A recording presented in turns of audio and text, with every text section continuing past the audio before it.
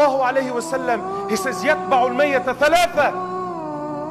He says 3 things will follow you to the grave. He says, أَهْلُهُ وَمَالُهُ وَعَمَلُهُ.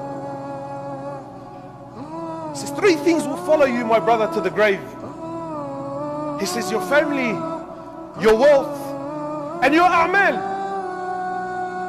He says 2 things will come back and only 1 thing will remain with you there. Brother, paint it how you want. This is the reality, because Rasulullah sallallahu alaihi wasallam la yantiqu alil hawa. He doesn't speak from his own vain desires. Rather, what he speaks is revelation from Allah. And you try this. I've tried it many times when you go to the funeral. And I remember asking myself, how does your wealth follow you to the grave? So I remember one time someone in the area, no need to mention names, some big timer, was shot. And naturally, at the mosque, all the boys, all the tats, all the big gold chains, the Gucci hats, the Lamborghini Gallardo parked outside. And this all followed him to the grave. The money went. And the Breitling watches with the diamond bezels. And so all of this followed the man to the grave. They buried the man. 20 minutes later, everyone's walking away. And sure, where are we going to go eat? What are we going to do? The family sat there, made dua, a couple of tears, walked back. And what was he left with, my brother? Nothing! He was left with nothing. He was left with his a'mal. If he did good, he will verily see. And if he did bad, he will surely see. My brothers, the love of this world, wallah al-azim, it's crippling us. This heart, wallahi, I went to Hajj this year. Alhamdulillah, I've been on deen for I don't know how long, and in and out, and lessons, and sitting with mashayikh, and whatever have you. But even on the day of Arafat, I struggled. I absolutely struggled to get a tea. Just 1 tea. I want something to fall. Nothing.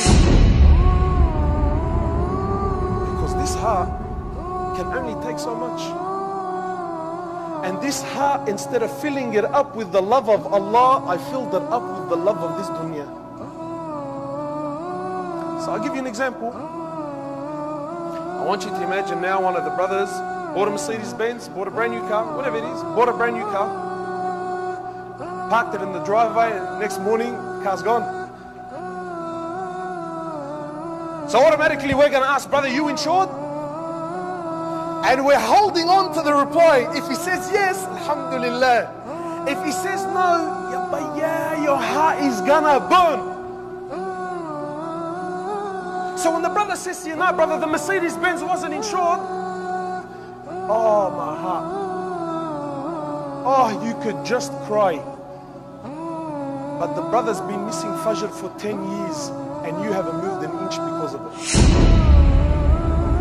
Rasulullah sallallahu alaihi wasallam, he says, not Fajr, forget Fajr. He says the Sunnah of Fajr, the Sunnah, those 2 rak'ah, is worth more than the world and what it contains. And the Ummah is missing it day after day, day after day.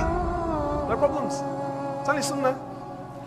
But if a piece of metal wrapped around some fancy leather, if that was to be taken away from the man, that hurts. Why? Because this heart, my brother, has been filled with the love of this world. And it hasn't been filled with the love of Allah. تذكر يوما كنت تعانق دمعة الفكر تناجي الله في صبر وترجو رحمة تسري فعاش القلب إخلاصا وصرت